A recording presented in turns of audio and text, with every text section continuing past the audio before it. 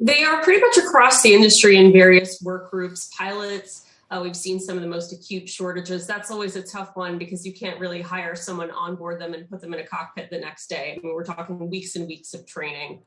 So we've seen bottlenecks there. Some of the airlines are even turning to pilots in Australia to fill their ranks. So that's one of the trickiest ones, but it really is across the industry. The good thing is that demand is back. And 2 years ago, almost to the day, we hit the lowest of the lows in the pandemic. TSA screening 87,000 people in a day. Now we're solidly above 2 million people a day. So just it's been a windy road. Yeah, and for a while, it seemed like the airline stocks were tracking the rebound in TSA traffic, but we've seen a divergence lately where the number of travelers keeps rising, but the stocks have really been struggling. And even into late last year, I think they peaked. Right. And in late last year, I mean, Omicron had created a whole bunch of staffing shortages of their own, while there was a lot of traffic, of course, for Christmas and New Year's holidays and the year. And what we're seeing now, it's not just the staffing shortages. Airlines are dealing with high fuel prices, and that's their biggest expense after labor. So they do have that mixed bag.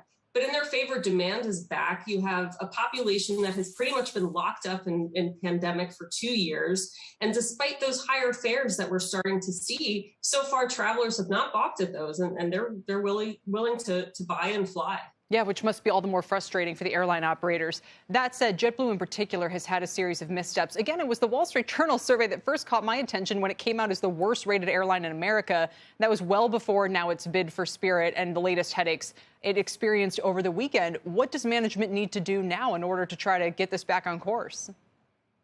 Well, what we've seen them do, they announced over the weekend, they told their staff they're going to be cutting 8 to 10% of their capacity for May, and that's going to continue through the summer. And what that does is give them a little bit of a wiggle room. Airlines don't like to overpromise and underdeliver as much as passengers might think that when they're kind of stuck in these spirals of delays and cancellations when they're at the airport and have to go through all of that. But it's a headache and it's costly for the airlines. I mean, remember Spirit Airlines last summer had issues and they ended up canceling thousands of flights over a 1 week period. That alone cost them $50 million. American Southwest had similar things happen in the fall. And they're trying to prevent that from happening and flying too much and overextending themselves. By cutting about 8 to 10% of JetBlue's schedule, they think that will give them the breathing room that will allow them to deliver a little bit better. Do they stand out to you as, you know, in their struggles this year? Is this the right time, or is this why they need to go after Spirit, because they're coming from a position of weakness here? Well, one thing, JetBlue does kind of straddle two worlds. They have business class on some of their planes, and they chase business travelers, and they have this high touch service and screens on the back of the seats. And then they also want to be kind of a low-cost carrier at the same time and be sort of all things to all people. And I don't think I've ever had a conversation with an analyst in the past 5 years, which is what happens to JetBlue now. And now we know that they want to grow aggressively, and their logic is acquiring Spirit will allow them to have access to that big Airbus order book.